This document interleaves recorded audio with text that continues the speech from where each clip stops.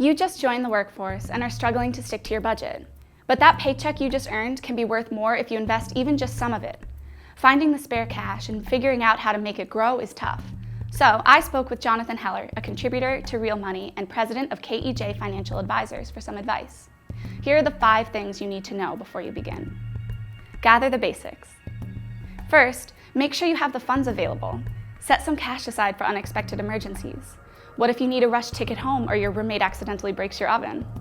Once you have some money saved, you can start looking at some of the basics. The next step for many would be to get involved in their company's 401k, if they have one, or 403b, before they thought about putting money into, say, individual stocks.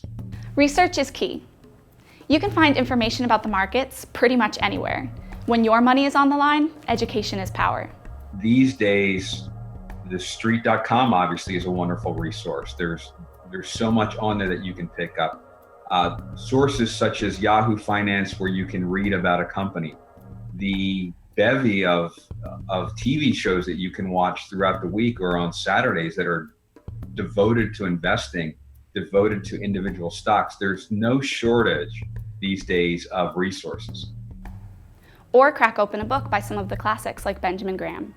Get safer investments. Investing in individual stocks is tough. If you don't feel comfortable, there are tons of other options out there for you.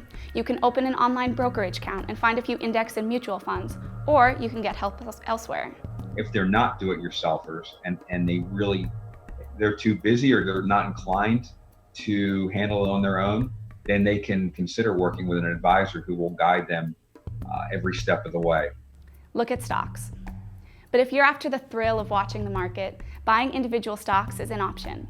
It's a good idea to stick with what you know. If you're inclined to buy stocks, number one, buy what you know, buy what you've experienced, buy what you can explain.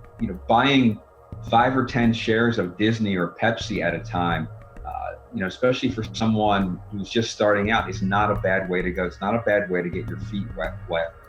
If you can't explain what a company does, why bother investing in it? Be patient. Whether you're investing in a 401k, an index fund, or individual stocks, there's one key thing to keep in mind. Investing takes time. Newer investors might come to expect instant results. If I buy Facebook tomorrow, it's going to be up 50% by next week, and the world just doesn't work that way. And if you get into investing expecting that, you're probably in for a great deal of disappointment. So set yourself up for success. Save early, save often, and don't spend more than you earn.